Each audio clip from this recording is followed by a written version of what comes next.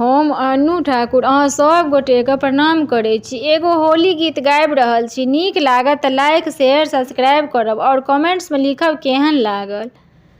रंग घोरू ने प्रिय मिथिला के गोरी। रंग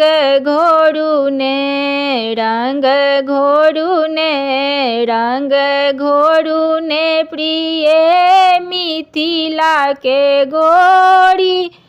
रंग घोरू ने किनका के हाथ कनक पिचकारी। किनका के हाथ कनक पिचकारी। किनका के हाथ अबीर जोड़ी हो। किनका के हाथ अबीर जोड़ी। रंग घोरू ने प्रिय मिथिला के गोरी। रंग घोरू ने राम जी के हाथ कनक पिचकारी। राम जी के हाथ कनक पिचकारी। सखी सबके हाथ अबीर जोड़ी हो। सखियन सबके हाथ अबीर जोड़ी। रंग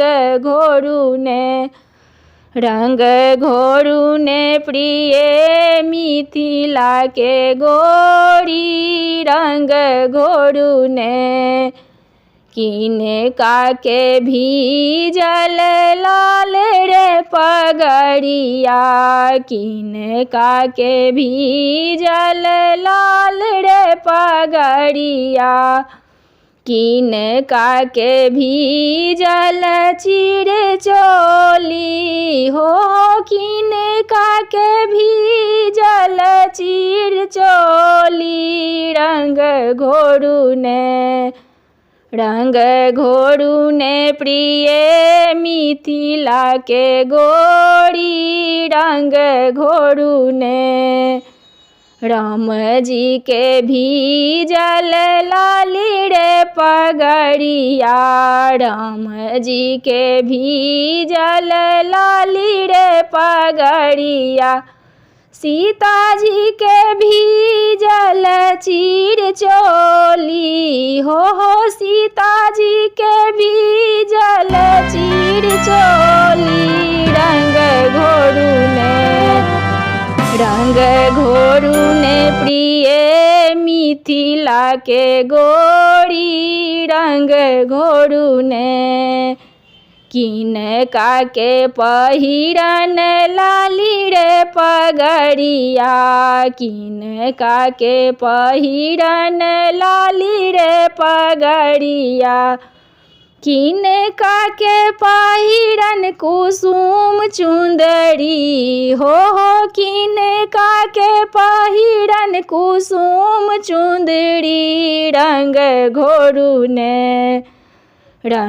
घोरू ने प्रिय मिथिला के गोरी। रंग घोरू ने राम जी के पहिरन लाली रे पगड़िया। राम जी के पहिरन लाली रे पगड़िया। सीता जी के पहिरन कुसुम चुंदरी हो। सीता जी के पहिरन कुसुम चुंदरी। रंग